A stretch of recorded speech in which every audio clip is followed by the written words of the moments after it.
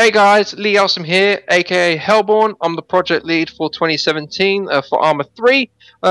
Just to give you guys a pretty good update, we've been going through the mod now quite consistently in terms of implementing features and getting through some of the gameplay functionality. We're really making some pretty good headway. At the moment, we're kind of hitting a nice big chunky sort of, not a roadblock, but we're just getting through some sort of major difficulties that we're currently experiencing at the moment. So we're working our ways around that and just plowing through. Just we're going to introduce some new things that's occurred recently. So what we've had at the moment is a new UI change for both in-game as well as sort of like the main menu. What this actually helps provide the player is an actual unique experience from the get-go when they actually join the game. As you can see, we've got some new main menu elements, so it looks completely different from what you would get with just normal Arma 3. And the same goes for the inventory screen when you actually play it in-game. Okay, so we've had Alan, some of you, I think we've mentioned it before, his name's Alan Kidd. He does most of our sound design work for the game.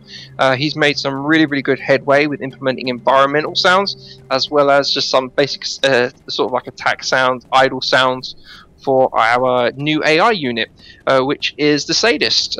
This guy is basically our base AI enemy that you'll experience in the game, and if from a development standpoint, he provides the basis of the sort of the AI functionality that we're going to have. I'm going to pass you over to Dennis. He'll expand a little bit more upon that. Yes, hello, I'm Dennis. I'm the lead developer for 2017. We've been working a lot on the Sadist over the past month or two. Just trying to get a base together also for our other AI, as Lee said. So that was what we've been working on a lot. And what's been grabbing us mostly is pathfinding.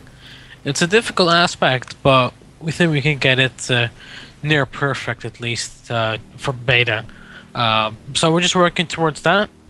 And we expect the performance to be decently good, since we're implementing some cool methods of increasing performance on the server regarding the AI, thought of by some members of the programming team. So you'll see that in action when you're playing the game, because you won't notice too much lag at all. Yeah, the Sadist has been a major grab for us, as I said before, because it is the base for AI, and so you have to work the things out. Especially in Arma 3, some things changed, and there are still some bugs around that we are trying to work around. For example, it's the sound. Some of the methods that we implement to put sounds on the Sadist are not perfect, but we're trying to work with them, trying to get the bugs fixed in them. Together with BI, hoping they can fix that. Other things are the pathfinding. The pathfinding is very precise, and maybe a bit too precise at the moment. So we're trying to make them a bit more random, but not too random, of course. And that's basically it, really. That's been two of our major gripes the past month. Okay, thanks, Dennis. Well, I just want to talk a little bit more about Alan's work, what he's currently working on at the moment. He is working very hard on a lot of the horror elements in regards to our audio. So when you actually come into contact with some of our AI sort of adversaries, if you will, audio effects will kick in, even within a sort of a radius of them as well. And we want those effects to be dynamic and constantly changing, nothing too familiar, so it gives you longevity when you're playing the game. Also, what he's been doing is experimenting with post-processing effects. Now, this will tie in quite nicely with a lot of the values that we have in regards to hunger, thirst, fatigue, etc. Please, water. And it'll also tie in quite nicely with our sanity system that we're going to have. Now, what we want to try and do is we want to try and keep it balanced. We don't want to overload the player with too much information going on screen. So we don't want it too much, like too many colors or images popping in and out. We don't want too much of that. What we want to do is we want to try and keep it still relatively playable. Not relatively is not the wrong word. We want to keep it playable, because we want it that if you want to sort of play the lone wolf and you're going to have it that maybe you are going to be affected by sanity quite significantly, we want it that it can be an area that you can explore. So we wanted that maybe some key sort of quests or missions that may open up for you when you actually play, to help you get your sanity back up. And we're going to have other things as well, like items and whatnot, to increase that as well. Okay, so moving on, we're going to just jump into the Q&A segment. Just want to give you guys a little bit of an announcement. This is the last time that we are going to do the Q&A. Reason being is because some people, some of the users, some of you guys are actually bringing up some really valid points with this Q&A. At this stage in our development, it's very, very hard for us to approach and to answer a lot of your questions, because obviously we don't want to reveal too much. That's a given. So what we're going to do is we're just going to sort of stop it for now. So we're looking to maybe open it up again when we hit open beta. So then we can obviously then talk a little bit more openly about some of the features that we can add in, answer some questions, because then everything's going to be open to everyone. Then there's not going to be we're not going to be as guarded about the features. Okay, so we have a question here from Akoni and Lithert. It's in regards to being able to either aid your player and being able to sort of force feed them, being able to sort of like bind them with like duct tape, etc. One of the things that we have to remind ourselves and remind everyone is the fact that we're trying to make something different and unique. We don't want to just shoehorn things that you would find in games like DayZ standalone. Obviously that's a staple of what you can do in that game.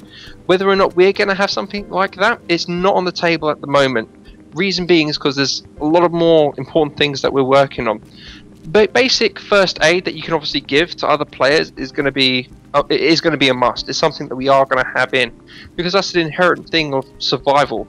So we are going to have it that you can aid other players and that you can sort of, do some first aid, maybe be able to feed them or whatever. So that is definitely something we're looking into. It's part of the first aid thing. But moving on, we have a question here from Neon Gilly. He goes, can we expect islands like Stratus and other third-party maps to be included on launch? Now, one of the main things that we've discussed in the team is actually having our own map. We don't want to be on Altis. We're only using Altis for the time being, just for development purposes.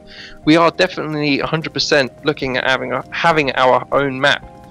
The reason for this is because we want to have that total conversion status. We want to have our own game, and we want to be able to have control over all the elements. And one of that things is the map.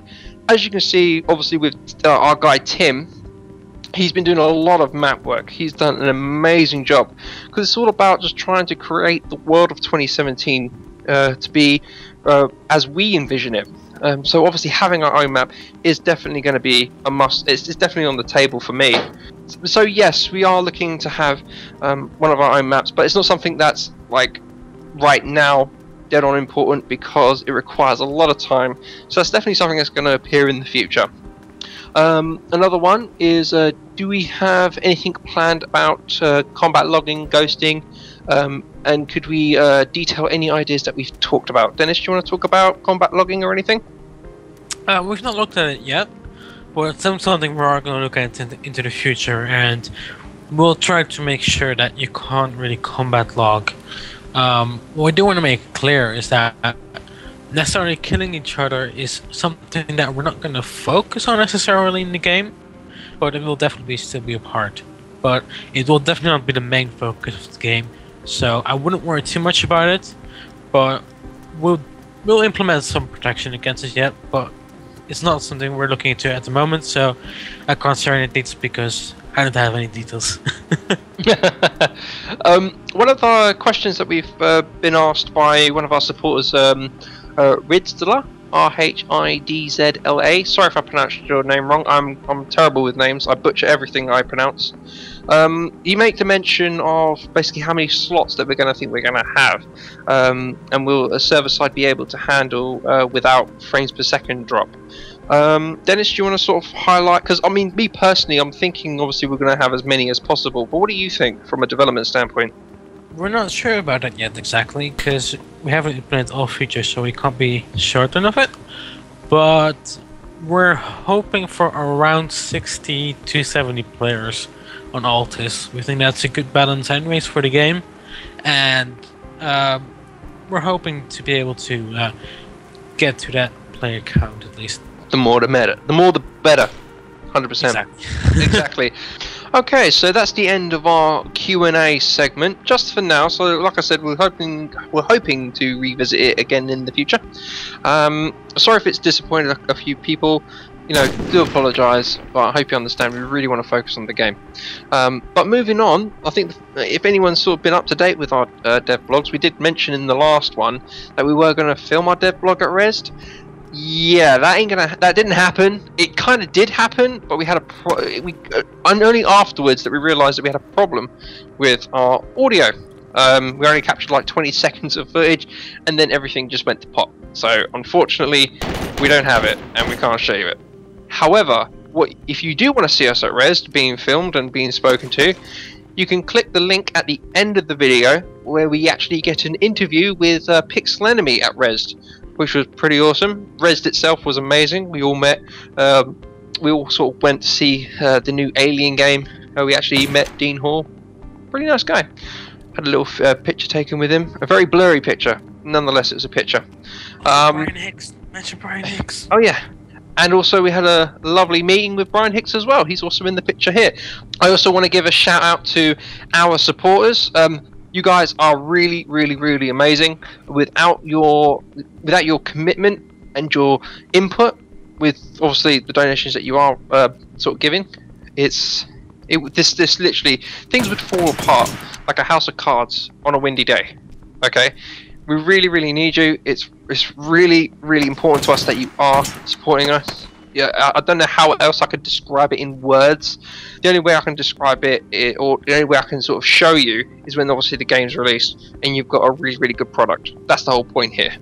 Okay, I just want to give a shout out to Tom_48_97. If any of you guys are from the sort of the BI community, you should instantly know who that guy is. He's been helping us out loads with the mod. A lot of the things that you've seen in this devblog today has been sort of through his input. He's really contributed big. The guy is amazing. Tom, if you're watching this, you're amazing. Okay, so that's it for today, guys. Well, for this month, we are looking to obviously push the next devblog out probably a little bit sooner in the month for the next one. Not holding any promises, but there's something that I would like to achieve. So again, thank you all for watching. It's you know, without your support, without your comments, and without your input, none of this would be apparent. So it's very, very great that you guys are supporting us. So what you can do is just subscribe to us today if you haven't. Follow us on Twitter. Obviously, follow us on Facebook as well, and leave a like. And we'll catch you guys soon. Cheers.